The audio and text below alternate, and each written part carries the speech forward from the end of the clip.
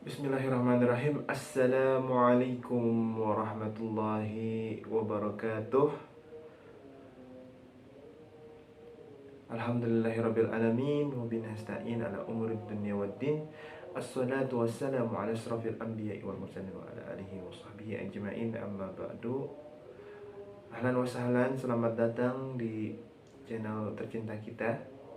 Perkenalkan, saya Faris Hilmi Fansuri dari kelas 6B jurusan Pendidikan Bahasa Arab. Pada kesempatan kali ini saya akan menjelaskan materi fikih lughah 2 kita, yaitu mengenai istiqaq, utamanya tentang istiqaq kabir, istiqaq akbar, dan juga istiqaq kubar. Langsung saja kita ke materi yang pertama, yaitu bahasa Arab sebagai bahasa yang kontemporer. Seiring berkembangnya zaman, seperti di era sekarang ini, semakin memperlihatkan bahwasanya bahasa asing dan bahasa nasional itu memiliki persaingan ketat dalam hal pergaulan serta komunikasi. Ada beberapa faktor yang menyebabkan suatu bahasa itu dapat berkembang. Yang pertama ada faktor lingkungan, lalu ada faktor politik, faktor sosial, dan juga faktor agama.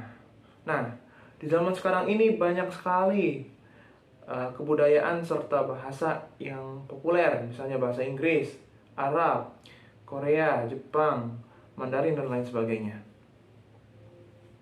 Nah, untuk bahasa Arab sendiri sepertinya sudah semakin memudar dan menurun keberadaannya, dan sering dianggap sebagai bahasa jadul, bahkan hanya dikenal di kalangan umat Islam saja. Padahal bahasa Arab itu sendiri telah menghasilkan ilmu pengetahuan yang melahirkan berbagai karya di bidang sastra, filsafat, dan lain sebagainya. Nah, bahasa Arab itu sendiri memiliki keunikan tersendiri. Di antaranya adalah mentalistik subjek predikat, lalu ada keberadaan i'rab, lalu ada kekuatan dan dinamika, dan lain sebagainya. Baik, kita akan ke materi berikutnya, yaitu mengenai pengertian istiqaq. Secara bahasa, istiqaq berasal dari bahasa Arab. Dia merupakan kata sighat masdar dari kata bahasa Arab, yaitu ishtaqqa, ishtaqu, yang artinya mengambil, memecah, dan membelah. Lalu dalam bahasa Inggris sendiri, dalam istilah linguistik dikenal dengan istilah derivasi, atau dalam bahasa Inggris aslinya adalah derivation. Apa itu derivation? Derivation itu adalah pemberian imbuhan pada suatu kata dasar hingga membentuk suatu kata yang baru. Nah, sedangkan menurut istilah sendiri, istiqaq memiliki dua pengertian yang terkenal. Salah satunya dari Dr. Emil Badi Yaqub, dan yang lainnya dari Dr. Subhi Saleh. Dr. Emil Badi Yaqub sendiri menjelaskan bahwa istiqaq itu adalah mengambil suatu kata dengan cara membentuknya menjadi suatu kata yang baru, namun tidak jauh atau masih memiliki hubungan. Nah, sedangkan menurut Dr. Subhi Saleh, istiqaq itu adalah membentuk suatu kata lalu mengembalikannya kepada bentuk aslinya, lalu melahirkan sebuah kata baru yang memiliki makna yang baru pula. Dengan kata lain, istiqaq itu adalah suatu proses atau cara mengambil suatu kata dasar, lalu merubah bentuknya, melahirkan sebuah kata baru yang mungkin akan merubah jenisnya dari tadinya kata benda menjadi kata sifat, kata kerja menjadi kata benda, dan lain sebagainya, namun masih memiliki keserupaan makna atau kemiripan makna dengan kata dasar, kata aslinya. Contoh dalam bahasa Indonesia, dari kata tulis menjadi tulisan, menjadi penulis, menulis, menuliskan, menulisi, penulisan, kepenulisan, dan lain sebagainya.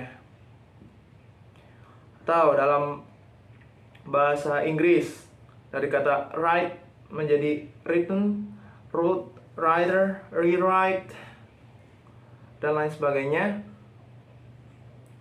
Dan untuk bahasa Arabnya, contoh dari kata ba yang tadinya artinya dia telah menulis menjadi yaktubu, dia sedang atau akan menulis, menjadi katibun, penulis, orang yang menulis, maktubun, yang ditulis, kitabun, buku, dan lain sebagainya. Baik, kita akan ke materi berikutnya, yaitu para linguis atau ahli bahasa yang membahas soal istiqaq ini. Ada siapa saja? Simak berikut ini. Istiqaq atau derivasi telah dikenal oleh para linguis Arab sejak permulaan abad ketiga Hijriyah hingga penghujung akhir abad keempat Hijriyah. Di antara para linguis Arab yang membahas soal istilah istiqaq ini, ya, masih dikenal sebagai hanya istiqaq shogir saja. Di antaranya adalah Al-Kutub,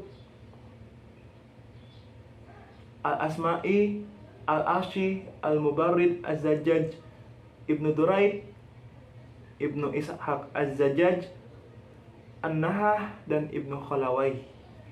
Lalu pada penghujung abad keempat Hijriyah muncullah sosok linguis bernama Ibnu Jinni dengan kitabnya yang berjudul Al-Khasais.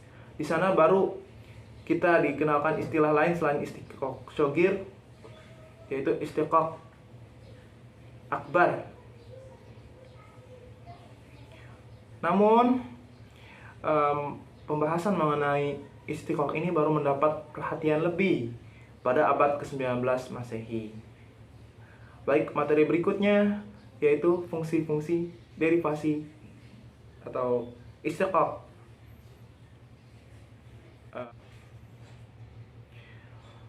Fungsi-fungsi istiqaq atau derivasi dalam bahasa Arab. Yang pertama itu membentuk kosakata baru. Karena dengan istiqaq, suatu kata dasar berubah menjadi bentuk-bentuk kata yang baru. Lalu mengembangkan bahasa serta mengaitkan antara satu kata dengan kata yang lainnya. Lalu yang ketiga adalah sarana untuk membentuk kata yang baru dengan makna yang baru pula.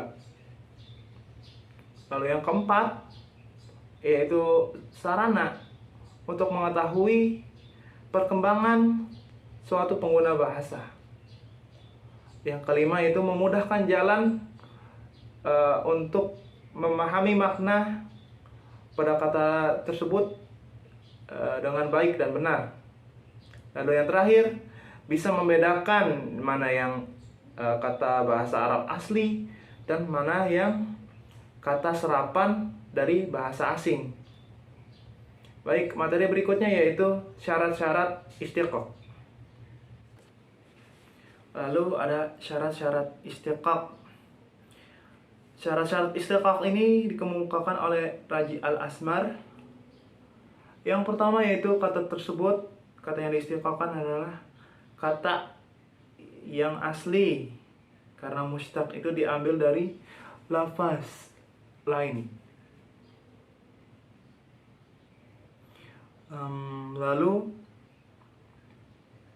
harus sesuai dengan huruf aslinya, artinya harus sesuai dengan pola dan tata letak huruf.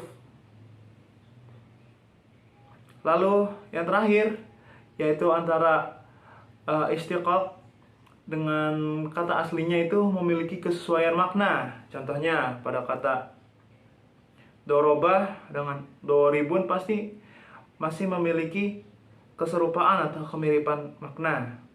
Kata doroba yang artinya tadinya adalah telah memukul, lalu doribun artinya orang yang memukul. Masih ada keserupaan makna di sana. Lalu materi berikutnya yaitu jenis-jenis istiqaq.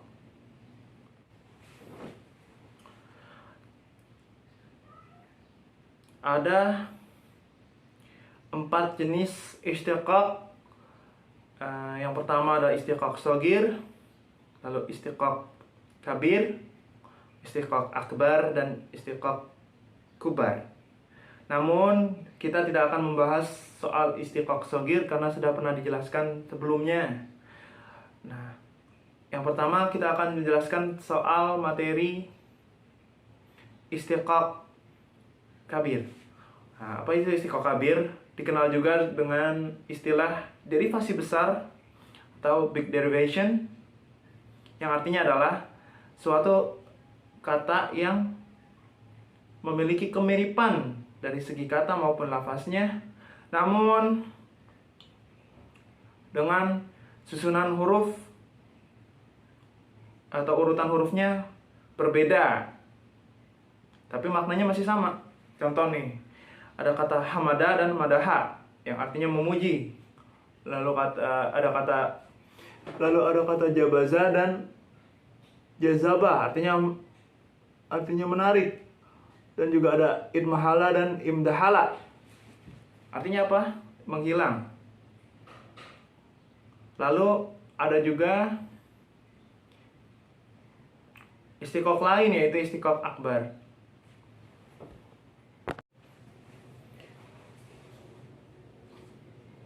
Lalu ada istiqaq akbar, atau dikenal juga dengan istilah ibdal lughawi, atau bisa kita sebut major derivation dalam bahasa Inggris. Nah, kalau yang tadi itu istiqaq kabir berkaitan dengan urutan huruf, namun maknanya sama. Nah, kalau yang ini ada hubungannya dengan fonem. Nah, fonemnya ini makhrajnya hampir berdekatan, tapi memiliki makna yang sama, makna yang hampir mirip. Yang pertama itu contohnya adalah kata nakun dan nahkun. Artinya itu sama-sama meringkik. Lalu ada kata din dan din, artinya sama-sama memiliki makna bahagia. Lalu ada jasmun dan jadlun, serta syirat dan syirat yang maknanya sama-sama jalan. Lalu ada istiqaq yang terakhir yaitu istiqaq kubar.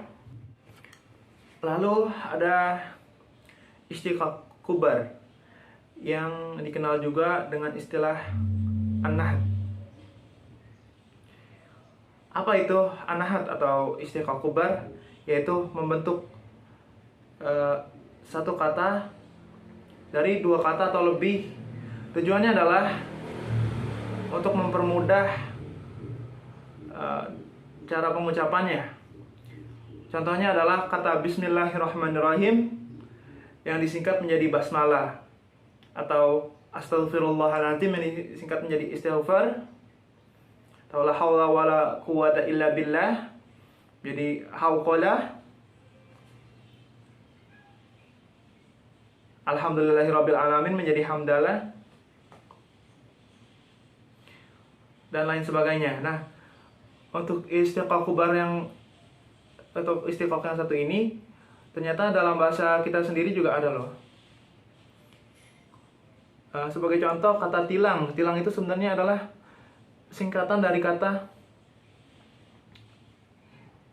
tindak langsung. Lalu ada kata daring yang sebenarnya adalah serapan atau dari kata online ya. Sebenarnya daring itu adalah singkatan dari dalam jaringan. Nah, demikian informasi yang bisa saya bagikan dalam video kali ini. Kurang lebihnya saya mohon maaf. Wassalamualaikum warahmatullahi wabarakatuh.